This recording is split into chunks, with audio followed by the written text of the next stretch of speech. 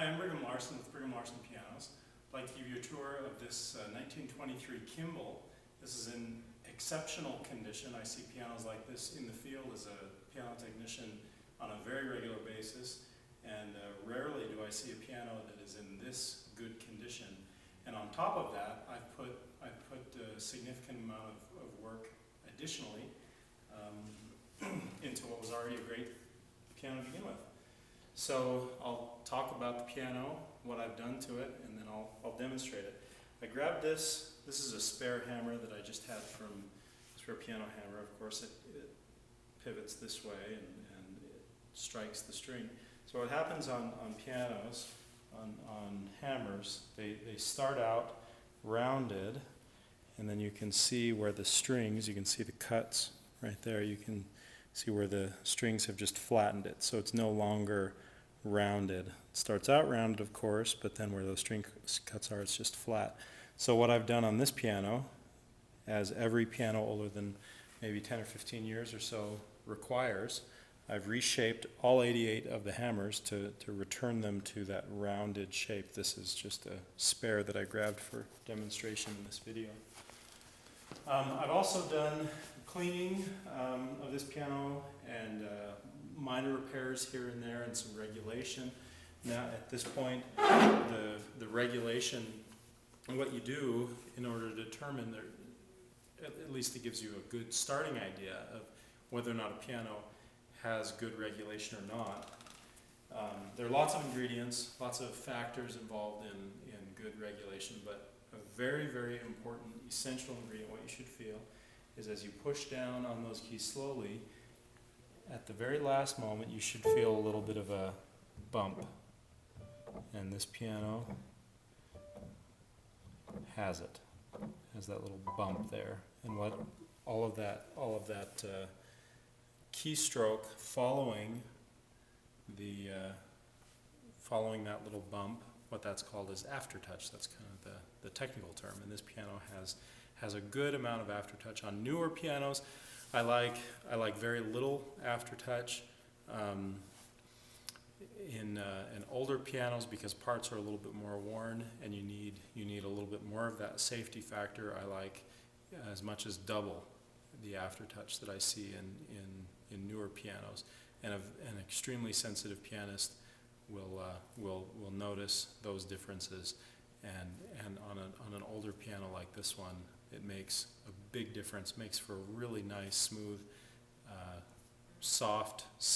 I've heard pianists describe it as silky touch, where it just flows very, very nicely. And this one has it. Not only does it have it, but it has it consistently from one note to the next, and that is because of regulation involving the action.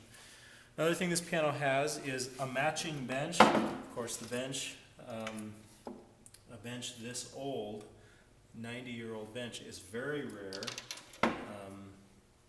Usually benches last only 15, 30 years, something like that. Every once in a while I'll see a piano bench from the 50s, and very rarely I'll see one this old, and I think it's a testament to how well this bench is built. There's nothing wrong whatsoever with this piano. It's just in great shape, and let's hear it.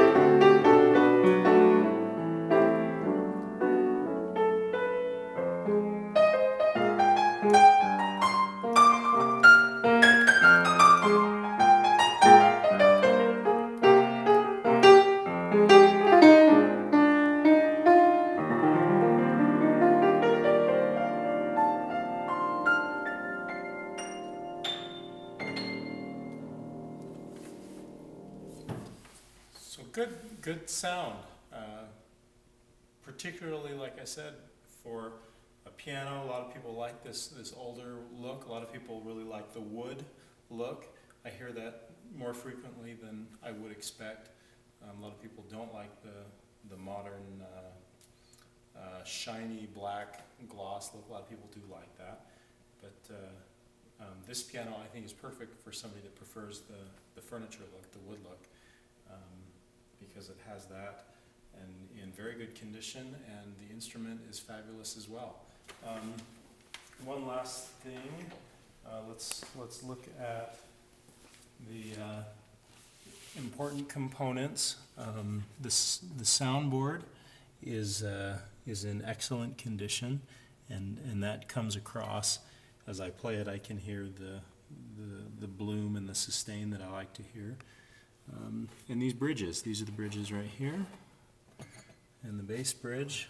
There's not even a hairline crack anywhere in any of those bridges, which is something that you see fairly often on pianos older than maybe 1950, 1930, older than that. You'll see that very regularly, cracks on the bridges, which causes problems with tuning and stability, and if it gets extreme, it can cause real problems with those notes that it affects. Nothing of that nature, even remotely, on this piano. Also, I tuned it, like I said, concert pitch up to A440, and the pins, that's another important component. Those pins that correspond to each string, they're all very, very tight, which is what I like to feel. No issue with any of those pins. There are about 220 or so pins, 88 notes, and most of the notes have three strings per note. Each one corresponding to pin. All pins are very tight. So this piano is overall in excellent condition, particularly when you take into account being almost 90 years old. So I have no hesitation in recommending this piano.